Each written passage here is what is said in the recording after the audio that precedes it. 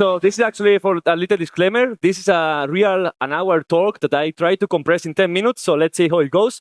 And that's about it. So in 10 minutes, yes. So this is me. I have done a lot of things, but I'm not here to talk about me. So this is the agenda. We are going to see how I started contributing to this project. Then we're going to see a bit of differences between functional programming versus object paradigm. Then a few features of Phel language. What is this actually? Then we will see also the compatibility of this language with PHP. And in the end, I want to see if I can do a little live demo in 10 minutes. So when I started to contribute to this project, actually, it's not my project per se. Phel was a creation of Jens Hasse, another guy from Frankfurt, where during COVID time, we got a lot of free extra time at home. Then also, I just finished to read some books about functional programming, and I was really interested about this way of writing software, which is totally different from objects, where I come from. And then in June, I saw a Reddit post about Lisp compatible with PHP. And then I decided to start helping improving the code. The code was working, but it was a big messy. It was huge files, huge functions, and I really saw a lot of opportunities for refactoring and introducing tests to make the code be more performance and better. And to have an overview about what Phel actually is inspired by Janet and Clojure. It's a Lisp dialect. And you can think about Phel like Clojure runs in the JVM, right? So therefore, it's compatible with Java. And the same way as it's a Lisp dialect that compiles or transpiles to PHP code. So because it transpiles to PHP code, therefore, it's 100% interoperable, compatible with PHP. So, and then a little different between functional and versus objects. You know, most of you must know that in functional paradigm, you have immutable data, you have a declarative programming, what you are doing instead of how you are doing things. And there are no side effects and recursion in pure functional programming. While in objects, you have mutable data variables. You say how you want to do something. There are side effects and looping by default. And all right, now that we have this little theory, all right, good on time, we can see here a hello world example of a Lisp. So if you see this and you don't know anything about PHP, I bet that actually this doesn't look at PHP at all. This actually looks more like Clojure, more like a scheme or Lisp. There's nothing about PHP here. But this thing, this syntax, this Phel actually is running through the PHP interpreter. And here, if you have never seen this before, it might seem a bit awkward that there are a lot of parentheses at the first sight, but there are not that many differences. The biggest difference is about the position of the parentheses. So the very first line we have, we are defining the namespace of the file. Think about it as a file right now, right? So we have a namespace, we have the definition of a variable, but actually it's not a variable, it's a constant, because in functional programming, you don't have the variables. We might, but let's consider we don't. So it's a variable that cannot change, therefore it's a constant, right? So we have a definition where the value is, where the name is my name and the value is word. In this case, we can also define functions. The name of the function is print name, receive an argument, your name, and then has the body, the expression of the function. We want to print hello and the variable. Constant, whatever the parameter. And then how do you call your function? The same way. So the syntax is parentheses, function, arguments. And that's the 90% of this whole syntax about a Lisp. Now let's see some, oh my God. So let's see some basic types. We have booleans, keywords, symbols, numbers, strings. We have also list, map, vector sets. These are like array lists, linked lists, array lists, hash maps, hash sets. So they are optimized for different data structure, while in PHP, for example, we have only arrays, and arrays are everything. These are more, let's say, performance-wise in that sense. Then we have operators where, remember, here are the plus, minus, or anything. So it's a function, and then the arguments. That's the whole thing. So we saw before, we can define we can create a definition with a name, some metadata of the definition and the value of that. And then we can also have some local bindings where the scope of that binding is just inside the let.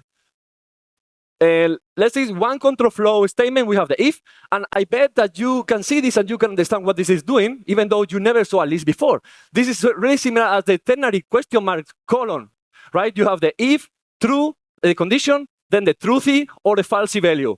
So like with this control flow, we have the case, the con, the unless, And then we have also loops, of course. We have loop, we have for each, which is the simplest, I will say. And the for each that you can imagine if you have done, actually not just PHP, but in any language with a for each, you have the value that you want to have for each value of the collection. It might be a list, it might be a map, it can be whatever.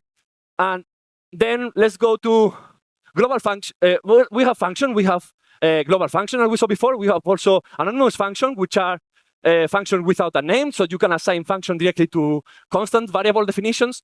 And then you have, okay, but this is about Phel. There is way more things, but how do you interoperable? How do you work with PHP? If you have PHP knowledge, how do you actually use that in Phel? So you can use everything from PHP using PHP/. So with this, you can see here we are using the string length function from PHP native core, and we can use it in Phel. So with this, you can see the whole ecosystem, the whole composer ecosystem, all classes, all objects of PHP, you can use them here in Phel. In this case, actually, how could you create a new instance of an object in Phel from PHP? You just use PHP/new, and this returns a new instance. And once you have an instance, you can actually access the properties of method of that object from Phel. The same applies to static methods. And of course, I love testing.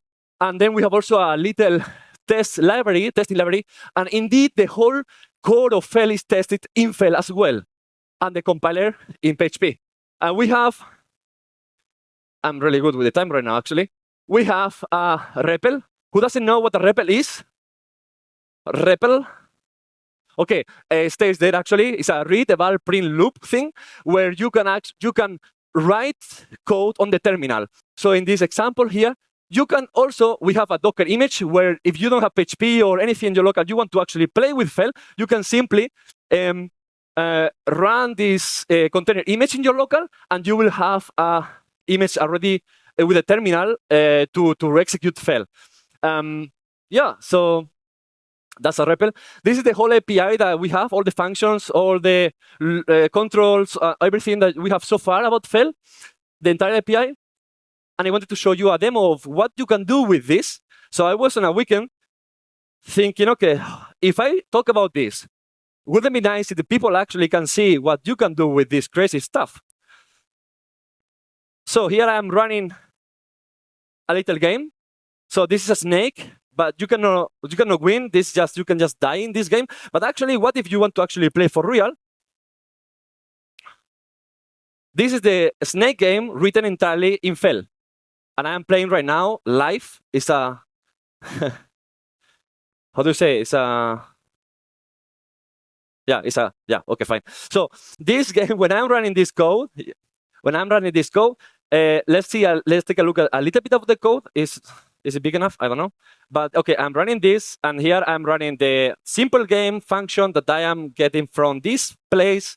And here I have the function of the game that I'm looping with some initial snake. I'm rendering the board, rendering some text, checking if there's a collision with the snake in the board, and if there is, so game over. If there is nothing, then I continue. I read the hexadecimal value from the arrows, and then I render the new snake, and I call the recursive function of the loop with the new snake. And yeah, so lastly, so actually, when I was doing this, I changed the whole compiler of the project twice, the whole architecture, and I created a new project, which is called Gazella project, also in PHP. And then I restructured and refactored the whole infrastructure, the whole compiler, actually, the whole thing. Yeah, but that's another thing. And then all the code is in GitHub. It's open source, and we have a little community in Gitter, and all the documentation I just say and way more is in Phel.org. And if you have any questions, whatever, just ping me later, and I will gladly answer and help you to contribute to the project, because I think it's really cool and nice.